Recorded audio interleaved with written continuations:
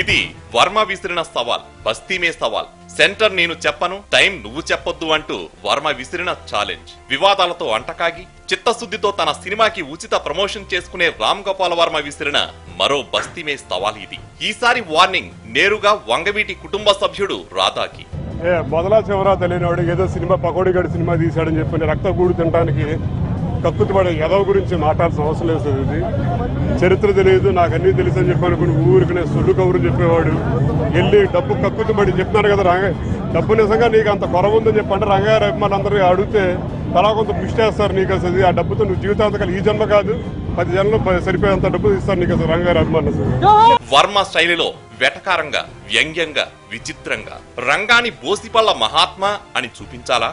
మర్డర్ల మాట అటుంచి మొట్టికాయ అయినా కొట్టలేడని చూపించాలా? మదర్ తెరీసా కన్నా సాత్వికుడు అని చెప్పాలా? అన్నదానాలు, ప్రజాసేవ తప్ప చీమకైనా హాని చేయని గౌతమ బుద్ధుడు అని చూపించాలా? అంటూ వర్మ చెలరేగిపోయిన తీరు చూస్తుంటే అసలు వర్మ గారు తనంతట తానుగానే వాస్తవాల్ని తీయకుండా వంగవీటి చరిత్రకు మకిలి పట్టించాడని భావించాల్సి వస్తోంది. రంగా రత్నకుమారిల గురించి రంగా అభిమానులు ఇష్టపడని డాక్యుమెంట్లు తీయగలను అంటూ మరో కోణాన్ని వర్మ తనదైన శైలిలో కెలికారు. రాధా సై అంటే కొండబద్దలు కొడతాడట.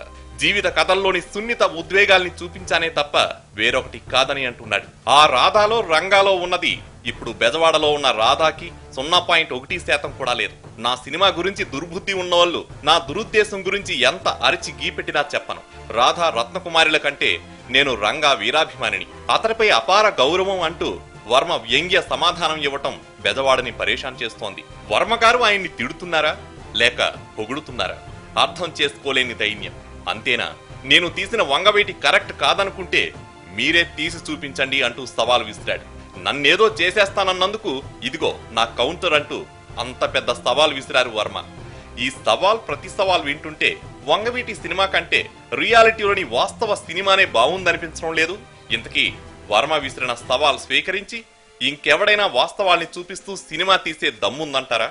కృష్ణానగర్ ఫిలిం నగర్ లో కొబ్బరి నూనె బ్యాచ్ కి అంత సీన్ ఉందంటారా? ఏమో చెప్పలేము.